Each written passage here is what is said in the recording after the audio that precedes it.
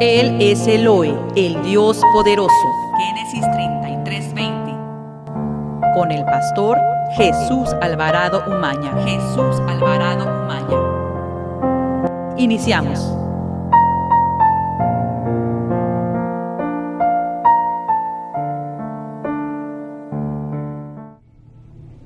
Un día más para glorificar al Señor y darle gracias a Él en todo, porque esa es su voluntad, y gozarnos y alegrarnos en su divina presencia.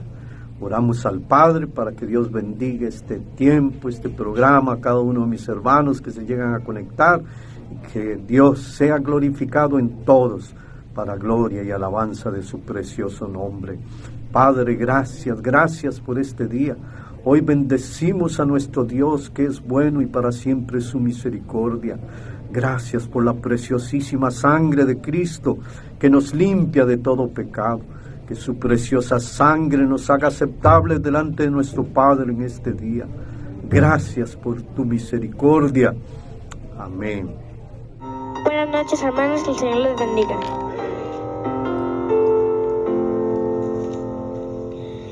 Este es el día que hizo el Señor, día de alegría y de gozo, Este es el día que hizo el Señor, día de alegría y de gozo, Este es el día que hizo el Señor, Este es el día que hizo el Señor.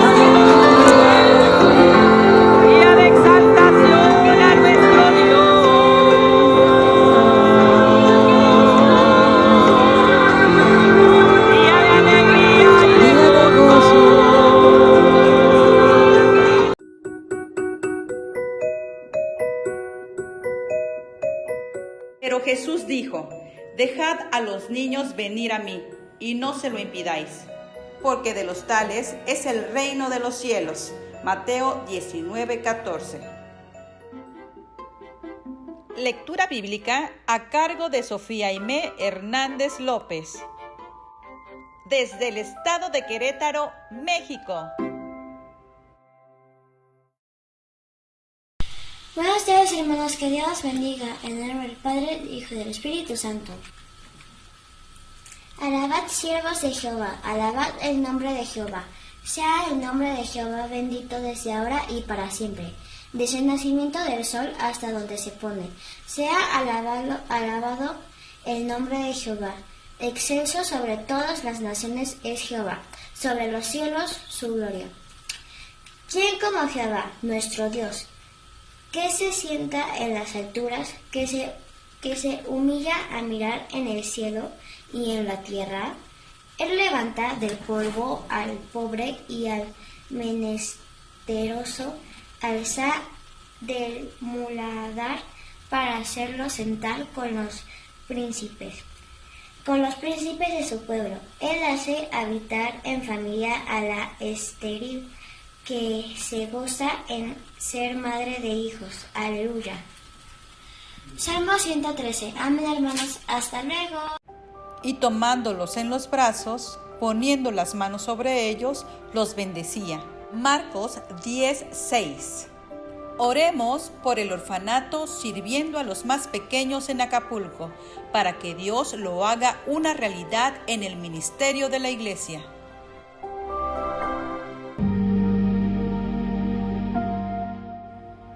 Oración por el hermano José Manuel Aguilar Alvarado.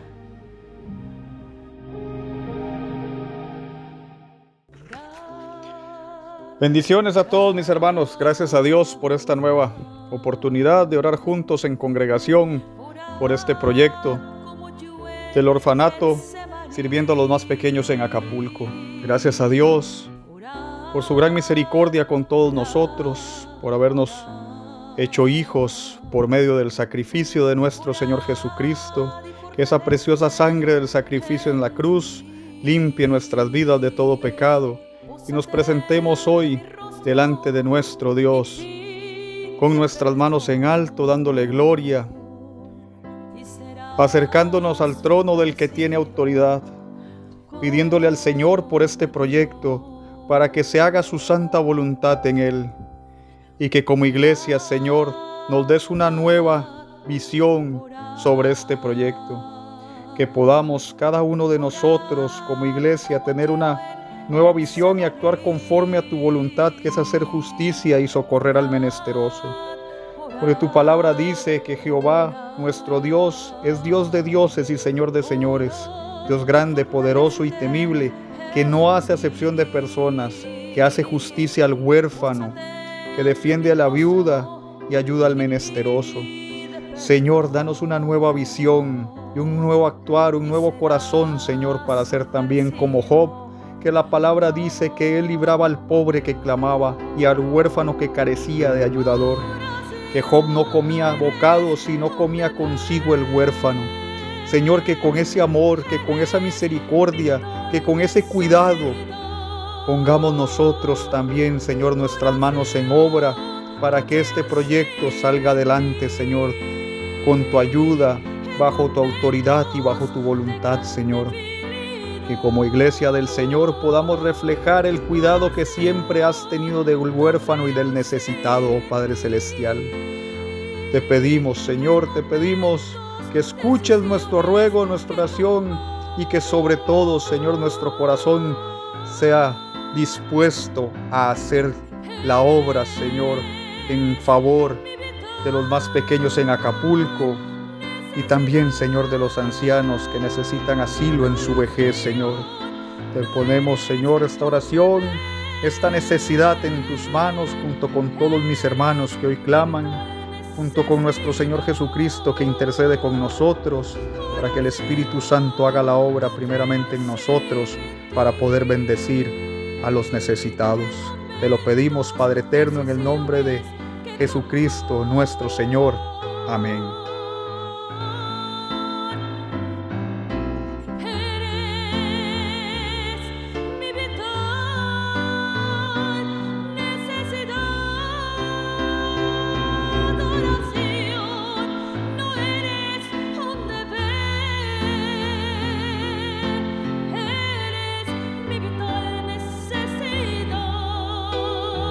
Fundación Princesa, venciendo el cáncer a través de la oración.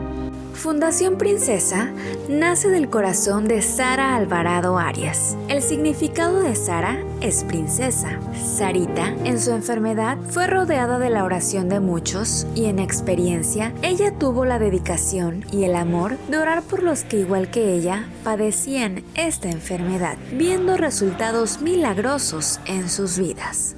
Esta fundación cuenta con miles de personas alrededor del mundo que están dispuestas a orar por los enfermos de cáncer y por sus familias sin ningún lucro. Orar solo por el amor que ella experimentó y quiere compartirlo con los que sufren tanto enfermos como familiares. La oración de fe salvará al enfermo y el Señor lo levantará. Santiago 5:15. Oremos con la hermana Lili Alvarado Umaña, desde San José, Costa Rica. En el nombre del Padre, del Hijo, del Espíritu Santo. Gracias, Señor, por este día de alegría y de gozo. Gracias porque hoy nos reunimos como iglesia para orar y pedir perdón por nuestros pecados, para alabar y glorificar al único y sabio Dios, al que tiene autoridad, a nuestro proveedor. Hoy nos presentamos delante de ti con un corazón contrito y humillado, con la fe y la esperanza que tú escuchas nuestra dulce oración. Señor, tu palabra dice: escucha, oh Jehová, mi oración, y está atento a la voz de mis ruegos. En el día de mi angustia te llamaré, porque tú me respondes. Con esa fe y seguridad ponemos en tus manos poderosas a todos los enfermos de cáncer y de otras enfermedades y a sus familias que están en esta gran lista de Fundación Princesa. Señor, tú eres nuestro Padre proveedor. Por medio de nuestro Señor Jesucristo clamamos a ti porque tú conoces las necesidades de cada uno de ellos en este momento. Te pedimos, Señor, haz la obra en ellos de acuerdo a tu voluntad. Ellos están esperando un milagro del que tiene el poder y la gloria para salvar, para sanar, porque tú eres el mismo de ayer, de hoy, de siempre. Señor, te pedimos misericordia para todos los enfermos. Trae, Señor, en su misericordia alivio, paz, fe, confianza, seguridad. Que se vaya de ellos en este momento todo temor y que haya confianza en el único y sabio Dios, en el hacedor de milagros, en el que hace de lo imposible lo posible. Padre Celestial, que si alguno de ellos no te conoce, venga en este momento el espíritu de arrepentimiento y reconozcan que tú eres el Rey de Reyes, el Señor de Señores, el que tiene el poder y la gloria. Gracias, Señor, porque tu palabra dice que la oración del justo puede mucho. Y tu palabra es verdad porque tú eres el camino, la verdad y la vida. Gracias a Dios, que Dios les bendiga, hermanos. Amén.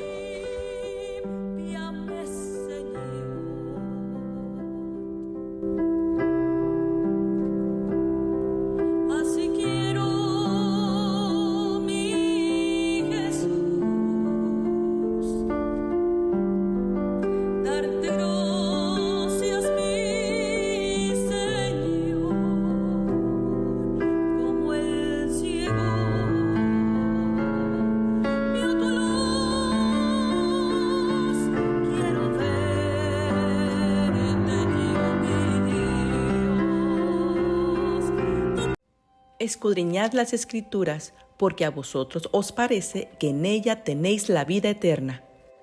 Y ellas son las que dan testimonio de mí. Juan 5:39. Lectura bíblica a cargo de la hermana Febe Valeria Alvarado Corado. Hola hermanos, que el Señor les bendiga. Hoy vamos a leer Proverbios 10, del 1 al 15. En el nombre del Padre, del Hijo y del Espíritu Santo. Los Proverbios de Salomón. El hijo sabio alegra al padre, pero el hijo necio es tristeza de su madre. Los tesoros de maldad no serán de provecho, mas la justicia libra de muerte. Jehová no dejará padecer al hombre justo, mas la inequidad lanzará a los impíos. La mano negligente empobrece, mas la mano de los diligentes enriquece. El que recoge en el verano es hombre entendido, el que duerme en el tiempo de la siega es hijo que avergüenza. Hay bendiciones sobre la cabeza del justo, pero violencia cubrirá la boca de los impíos. La memoria del justo será bendita, mas el hombre de los impíos se pudrirá. El sabio de corazón recibirá los mandamientos, mas el necio de labios caerá. El que camina en integridad anda confiado, mas el que pervierte sus caminos será quebrantado. El que guiña el ojo acarreará tristeza, y el necio de los labios será castigado. Manantial de vida es la boca del justo, pero violencia cubrirá la boca de los impíos. El odio despierta rencillas, pero el amor cubrirá todas las faltas. En los labios del prudente se halla sabiduría, mas la vara es para las espaldas del falto de cordura. Los sabios guardarán la sabiduría, mas la boca del necio es calamidad cercana. Las riquezas del rico son su ciudad fortificada, y el desmayo de los pobres es su pobreza. Bendiciones. Para meditar.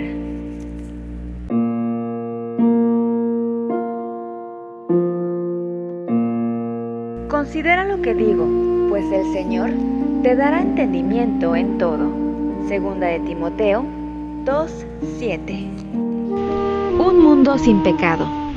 Morará el lobo con el cordero y el leopardo con el cabrillo se acostará. Isaías 11:6. ¿Puede imaginar un mundo sin pecado? ¿Has hecho algo recientemente a causa del pecado?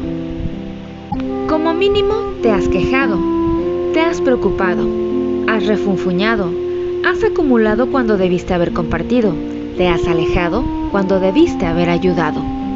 Por causa del pecado has ofendido a quienes amas y has disputado con quienes estimas, y te has sentido avergonzado, culpable y amargado. El pecado ha originado miles de dolores de cabeza y ha roto millones de promesas. Tu adicción puede tener su origen en el pecado. Tu desconfianza puede tener su origen en el pecado. La intolerancia, el robo, el adulterio, todos vienen del pecado. Pero en el cielo todo esto terminará. ¿Puedes imaginarte un mundo sin pecado? Si puedes, también podrás imaginarte el cielo. Tomado del libro Cuando Cristo venga.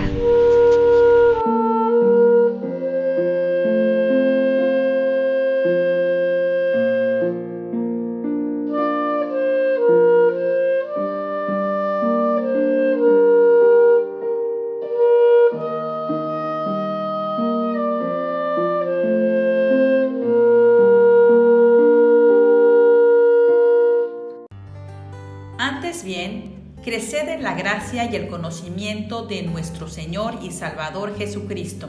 A Él sea gloria ahora y hasta el día de la eternidad. Amén.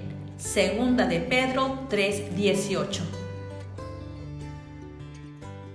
Predicación a cargo de la hermana Giovanna Valencia Zambrano, desde Acapulco, Guerrero, México.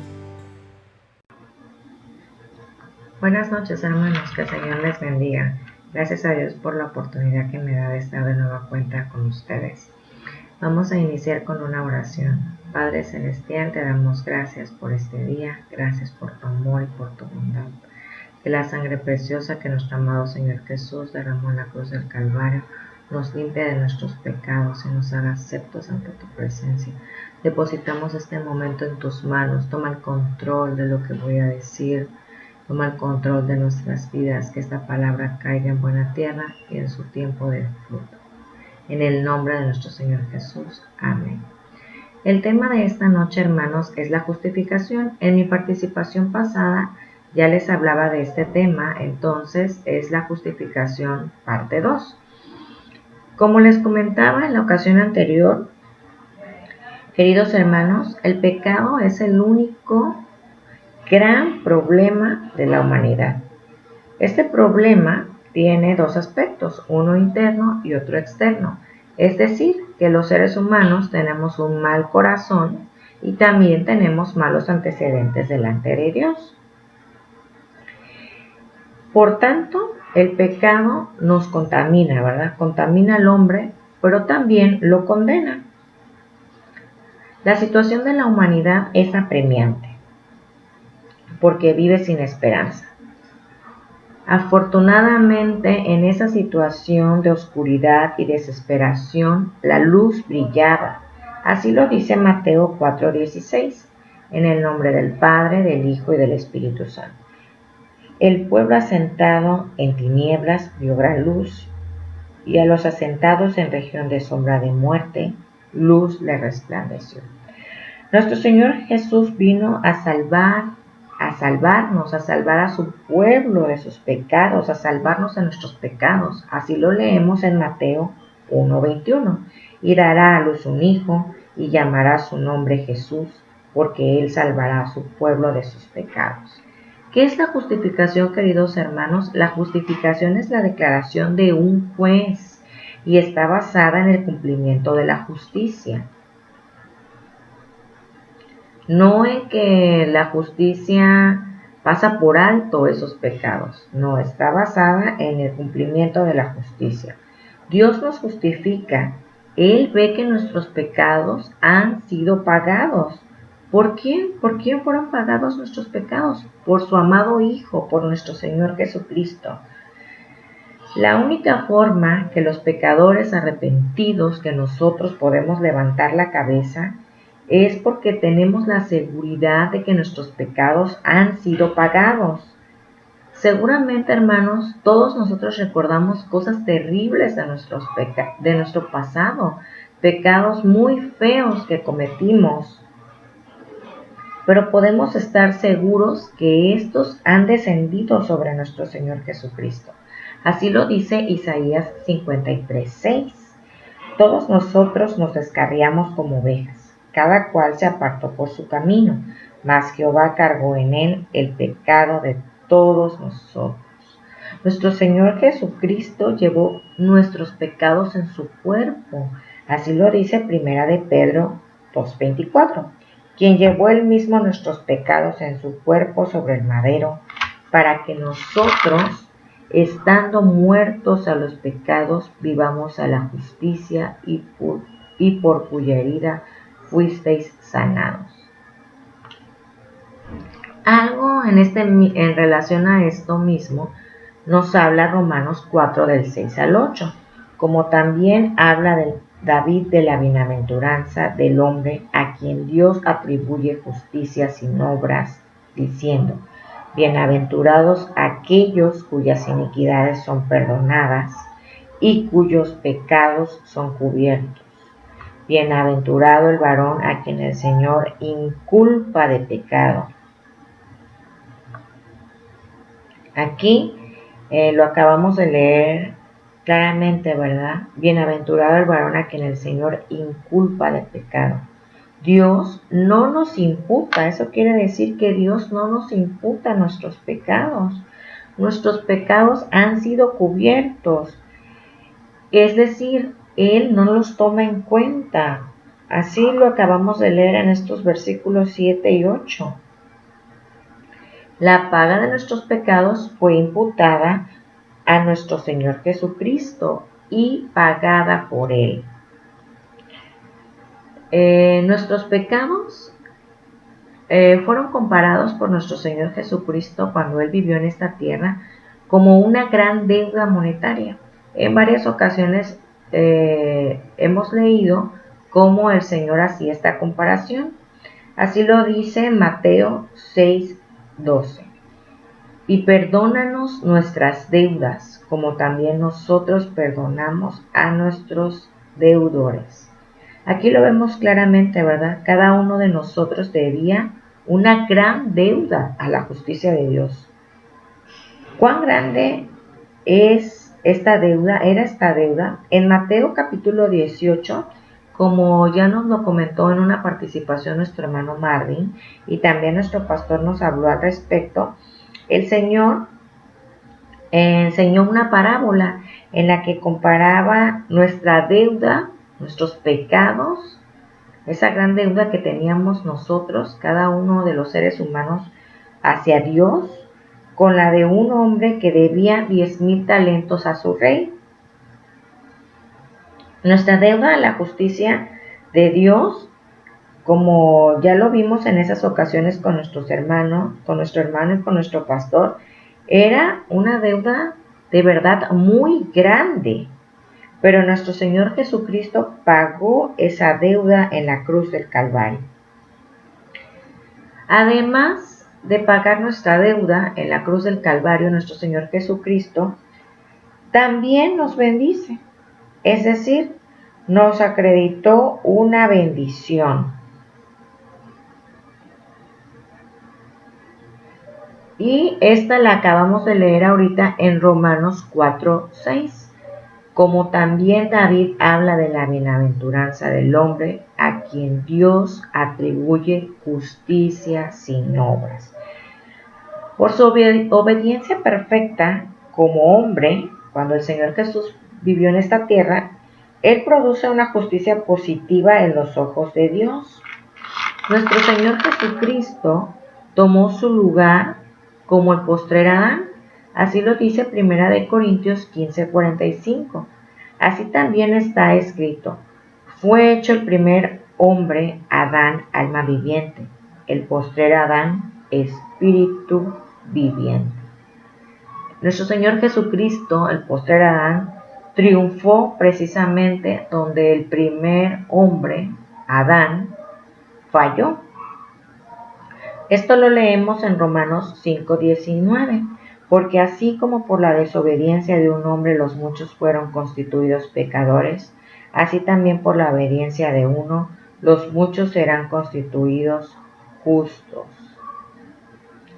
La ley, en el Antiguo Testamento, la ley de Moisés decía que el alma que peque, esa morirá. Esto dice Ezequiel 18:4. Y en Gálatas 3:12 encontramos una promesa. Y la ley no es de fe, sino que dice: el que hiciere estas cosas vivirá por ellas. Aquí leemos una promesa de vida para los israelitas y para nosotros también, el Israel espiritual. Los israelitas, tenían esta promesa. Dice que mientras ellos obedecieran los preceptos de la ley de Moisés, vivirían, ¿verdad? Eso decía la ley de Moisés. ¿En dónde vivirían? Pues vivirían en la tierra prometida, en la tierra que nuestro Dios les había dado. Pero acabamos de leer ahorita en Gálatas 3:12, y la ley no es de fe, sino que dice: el que hiciere estas cosas vivirá por ellas. Aquí vemos en el Nuevo Testamento que esa promesa hecha a los israelitas de vivir en la tierra prometida tiene un significado más profundo. En la actualidad, este significado tiene que ver con vivir en el Señor, con vivir en valga la redundancia, en la vida eterna, con tener una vida eterna. El Señor Jesús clarificó esto en más de una ocasión. Recordemos a cierto intérprete de la ley que se levantó y para ponerle a prueba le dijo: Maestro, ¿qué haré para heredar la vida eterna? Y él le dijo: ¿qué está escrito en la ley? Respondiendo él, dijo: amarás al Señor tu Dios con todo tu corazón y con toda tu alma y con toda tu fuerza y con toda tu mente, y a tu prójimo como a ti mismo. Entonces Jesús le dijo: has respondido correctamente, haz esto y vivirás. Este hombre le estaba diciendo la ley, lo que decía la ley, y el Señor Jesús le responde que sí, que eso es lo que tiene que hacer para vivir, guardar la ley. Le dice: has respondido correctamente, haz esto y vivirás. Esta historia la encontramos en Lucas 10, del 25 al 28. Otro ejemplo es el joven rico. Recordemos que él le preguntó a nuestro Señor Jesús: ¿qué haré para obtener la vida eterna?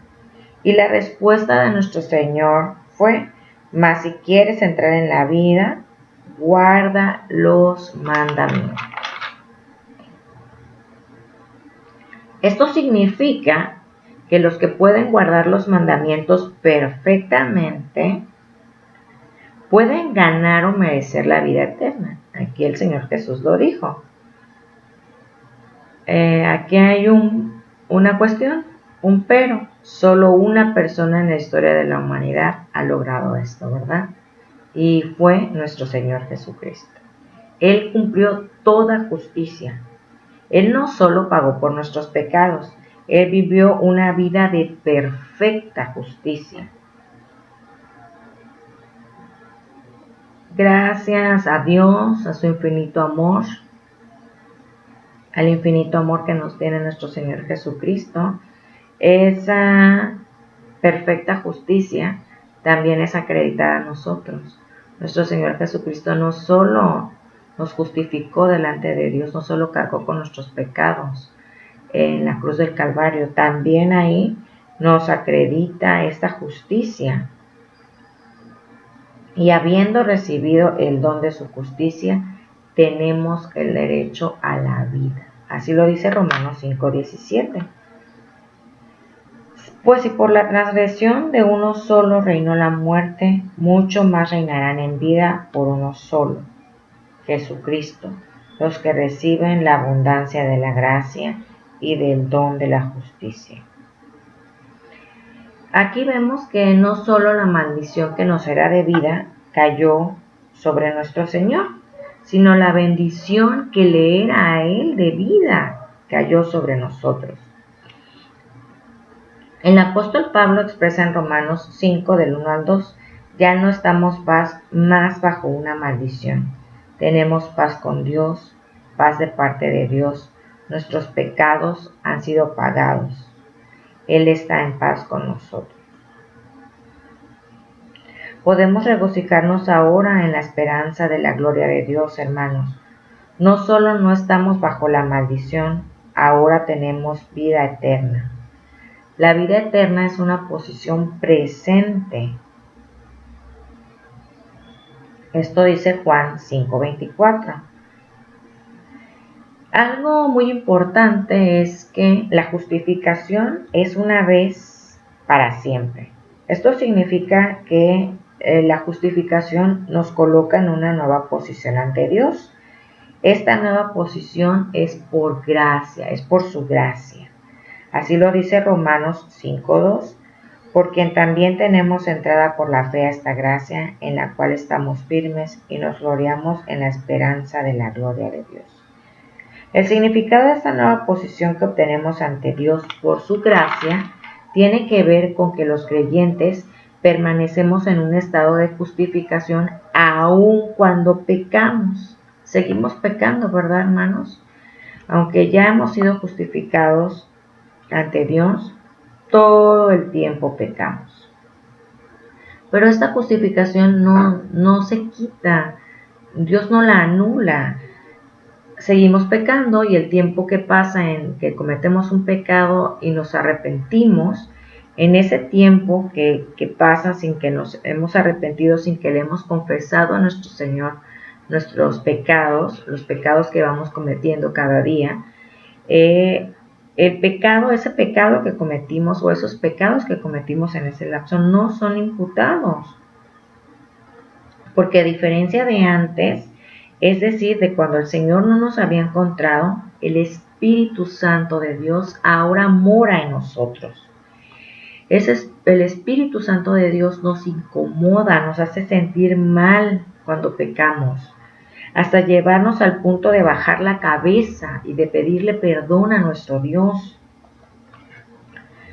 Y de pedirle perdón a alguna persona o personas si es que con este pecado les ofendimos. Esa incomodidad que produce el pecado en nosotros los creyentes es por el hecho de que somos hijos de Dios.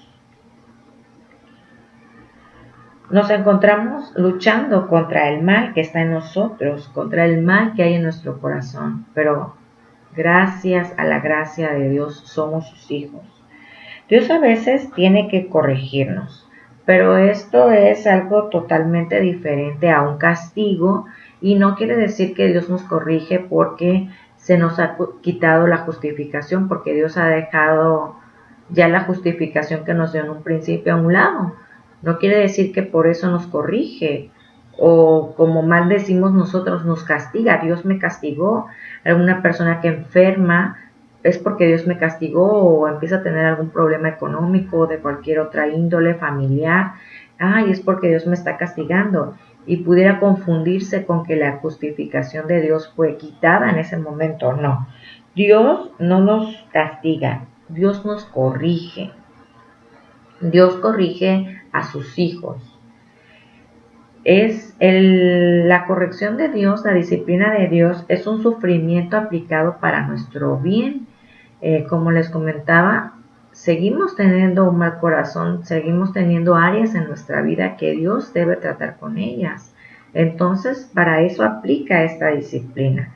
Pero no tiene nada que ver con que Dios haya quitado la justificación, la haya anulado, y por eso ahora nos corrige, nos disciplina. La naturaleza de la justificación es de una vez y para siempre. Claramente lo dice en Hebreos 10:14. Porque con una sola ofrenda hizo perfectos para siempre a los santificados. Nosotros, por la sangre de Cristo, somos hechos perfectos para siempre. El Espíritu Santo da testimonio de esto. Sigamos leyendo en los versículos 15, 16 y 17. Este es el pacto que haré con ellos después de aquellos días, dice el Señor. Pondré mis leyes en sus corazones y en su mente las escribiré. Añade, y nunca más me acordaré de sus pecados y transgresiones. No hay más conciencia de pecado. Esto quiere decir que no hay más conciencia de pecado con respecto a la ira de Dios. La corrección es una cosa y no viene porque Dios haya anulado su justificación. Dios se deleita en mí como su Hijo. La sangre de Cristo es el motivo de la justificación, pero la fe es el instrumento por el cual recibimos el don de la justicia, como lo leíamos en Romanos 5:17. La fe que justifica deja de hacer algo para salvarse y simplemente deja actuar a Dios. Somos salvos por la fe en Cristo, y la fe viene por el oír, como lo aprendíamos recientemente con nuestro pastor, por oír la palabra de Dios. Hay algo con lo que sí debemos de tener cuidado, hermanos. Esto es con no convertir la gracia de nuestro Dios en libertinaje. Mucho ojo con esto. Judas 4, es decir, el versículo 4, porque Judas solo tiene un capítulo, dice lo siguiente: porque algunos hombres han entrado encubiertamente, los que desde antes habían sido destinados para esta condenación, hombres impíos que convierten en libertinaje la gracia de nuestro Dios y niegan a Dios, el único soberano, y a nuestro Señor Jesucristo. Ojo con esto, hermanos. No veamos este regalo de la gracia como licencia para pecar. Dios, al momento de justificarnos, empieza a transformar nuestros corazones. La justificación y la transformación del hombre van de la mano. Así lo leemos en Romanos 6, 1 y 2. En el nombre del Padre, del Hijo y del Espíritu Santo. ¿Qué, pues, diremos? ¿Perseveraremos en el pecado para que la gracia abunde? En ninguna manera, porque los que hemos muerto al pecado, ¿cómo viviremos aún en él? Cada creyente está iniciando una transformación que le hace imposible continuar en el pecado. La marca invariable de un hombre que ha encontrado la paz con Dios es que comienza una búsqueda por él. El creyente nunca usará la gracia como una licencia para pecar. Él está consciente de lo mucho que ha pecado. Estamos conscientes por la gracia de nuestro Dios de lo mucho que hemos pecado. Entonces los creyentes hacemos buenas obras no para ganarnos a Dios, sino porque Dios nos ha dado un corazón nuevo para amar. Por su gracia. Amén. Que así sea. Que Dios los bendiga, queridos hermanos.